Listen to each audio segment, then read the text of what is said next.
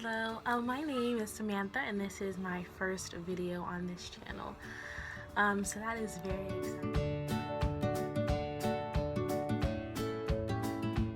2016, I just got this big push. First, to save financially. I'm going to be graduating soon and I just want to have a nice cushion in my bank account for when I graduate high school. And the second thing is I really had this push for getting active and getting out there. The first thing that I did, go back to the money, is I decided that I was going to start the 52-week savings challenge.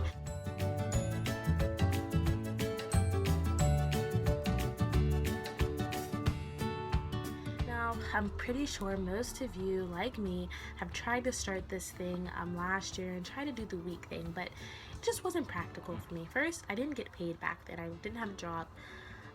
Second of all, you have to put money in each week, and sometimes I don't get money every week. If you work, you definitely don't get money every week unless you're on one of those, weekly payrolls. Usually most of us are bi-weekly or even sometimes monthly.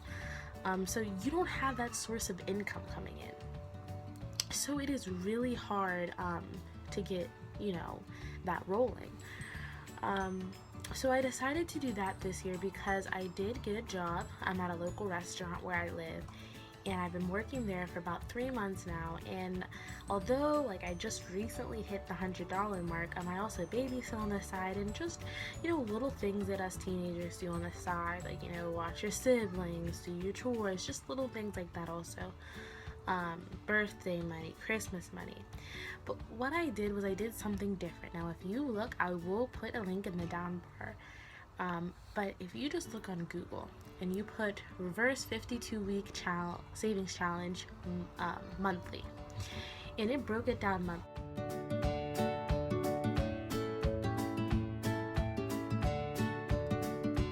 So for instance, for January, you're going to save $250. And then February it was $182. I think for March it's $166.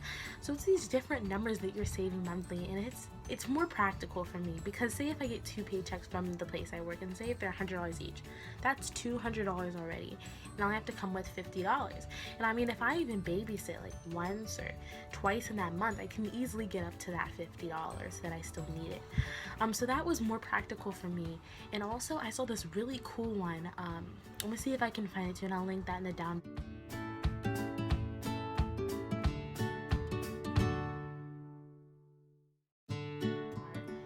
If you're more like someone who only makes an allowance, or someone only gets money sometimes, younger, older, whatever, it's really hard for you to save. This is one called saving by numbers, and they have it reversed and they have it regular. So say for instance, let's do January. Let's say that it was the regular. It would be $1 each week in January, $2 each week in February, $3 each week in March, and then of course in December it would be $12 for each week in December. Or you could do the reverse one. You could do the $12 for each week in January. Then you could do the 11, for each $11 each week for the ones in February. Either one, it just keeps going down the line. So that one is another really, really great choice, and I will have that in the down bar below.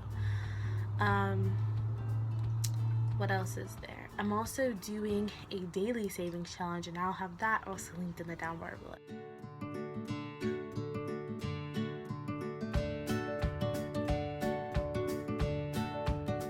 The daily savings challenge is that you save a certain amount per day. So the first day, January 1st, you saved 1 penny.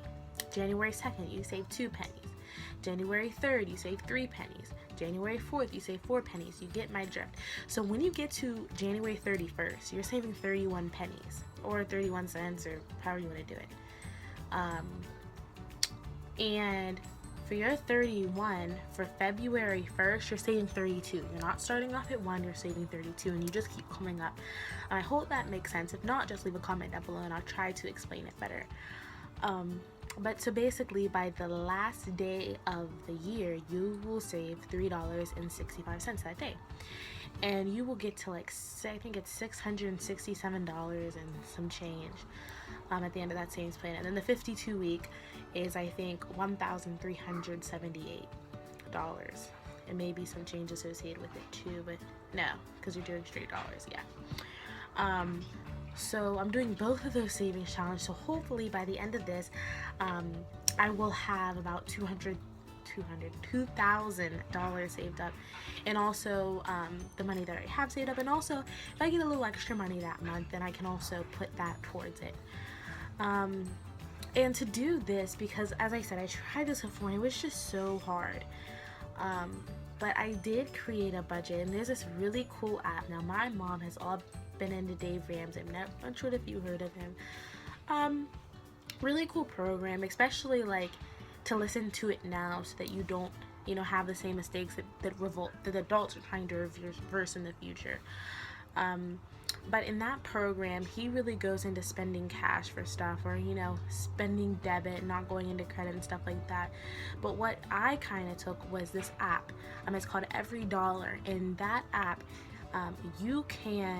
it's good for teenagers like us, because for instance, say I work at McDonald's, and say if I think I'm gonna make $100 that month. So for my budget, I can budget it out for $100.